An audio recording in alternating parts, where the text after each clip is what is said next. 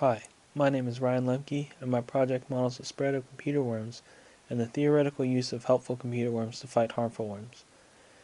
A computer worm is defined as a standalone malware computer program that replicates itself in order to spread to other computers, which basically means it's a computer virus that doesn't need your grandmother opening a spam email from a Nigerian prince to spread. Because these programs do not need human interaction to propagate, they can spread at extreme rates, infecting hundreds of thousands of computers in a few days or less. The computer worm I looked at was the CodeRed worm from 2001. CodeRed exploited a vulnerability in Microsoft's IIS web server and was able to infect over 360,000 computers within 24 hours. Even though the main function of the virus was to deface websites, it still caused an estimated $2.6 billion in damages. A system set up to detect worms like this when they start could give us a chance to develop weapons to fight back. A model of the spread of the CodeRed worm is outlined in the 2006 paper on the performance of internet worm scanning strategies and is shown here. The basic model takes into account the scanning rate of the worm and the scanning space, which is a list of randomly generated IP addresses available to the worm, as well as the current number of infected and vulnerable systems. Similar to the population modeling, the worm has a slow start followed by a period of extreme growth and a leveling off near the total number of infectable systems. I wanted to try and fight the worm based on two factors: maximum number of infected computers and time until the number of infected computers is under 1% of the total computers. To do this, I came up with a few different types of helpful worms to combat the harmful worm. The first is a cleaning worm that can just attack infected machines in the same way the harmful worm can attack vulnerable systems. The second is a patching worm that competes with the harmful worm for the vulnerable systems, but cannot interact with the infected computers. The last is a combination of the previous two, affecting both vulnerable and infected systems. The models are set up with the system a couple of differential equations solved with ODE45 and MATLAB. But these helpful worms cannot realistically start at the same time as a harmful worm. That is why I have to incorporate a delay factor to represent the time it takes for someone to find out about the worm, chug some Mountain Dew, and then develop a helpful worm to fight it. For my basic models, I use a development delay of 6 hours, as well as a harmful scan rate of 358 IP addresses per unit time, a helpful scan rate of 400 IP addresses per unit time, a scanning space of 0.453 times 2 to the 32nd addresses, and 341,000 total computers. This is the model for the cleaning worm. Computers can move from vulnerable to infected based on the harmful scan rate, and after the development delay, infected computers can move to the clean state based on the helpful scan rate. Because the helpful worm can only act on the infected systems, the number of infected computers usually reaches a max before any help can come.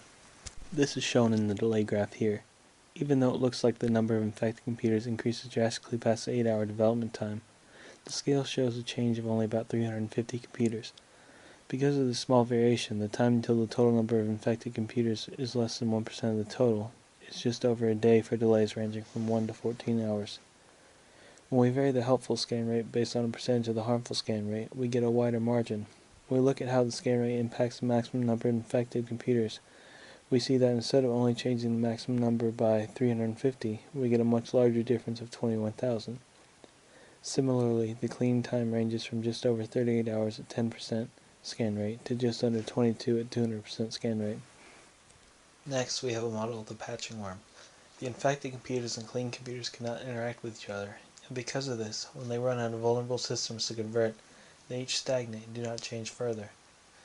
When we vary the development delay time from 1 to 14 hours, we notice a huge difference in the maximum number of infected systems, over 200,000. Unfortunately, a maximum is hit after around 8 hours, so someone will have to work very quickly to take advantage of a worm of this type.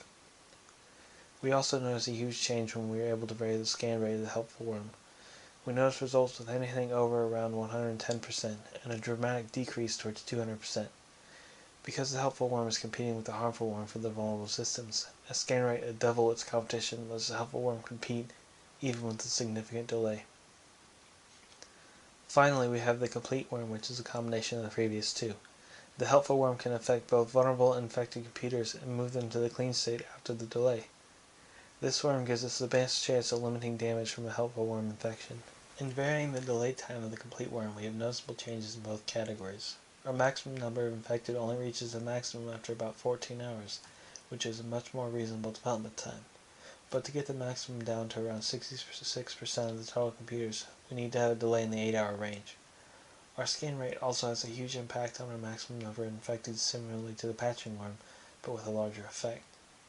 We also notice dramatic changes in the clean time for each variable. The varied delay and clean time almost have a linear relationship ranging from 15 hours to around 23. But with a variable scan rate, we notice a huge difference with over 35 hours at 10% scan rate to under 15 at 200%. In this slide, I wanted to show what is actually happening to the number of infected computers over time as something like scan rate changes. As the helpful scan rate increases, the maximum lowers and the infection ends sooner. Overall, helpful worms are much more successful on paper than they are in real life. Development delays and programming challenges decrease the effectiveness of helpful worms as a tool to fight infection. But this does not mean that helpful worms are impossible. A helpful worm named Multia was used to combat the blaster worm in 2003. However, the massive strain it caused on the network ultimately worked against his own goal. This, coupled with the moral ambiguity of unauthorized patching on systems, makes helpful worms prospects look bleak.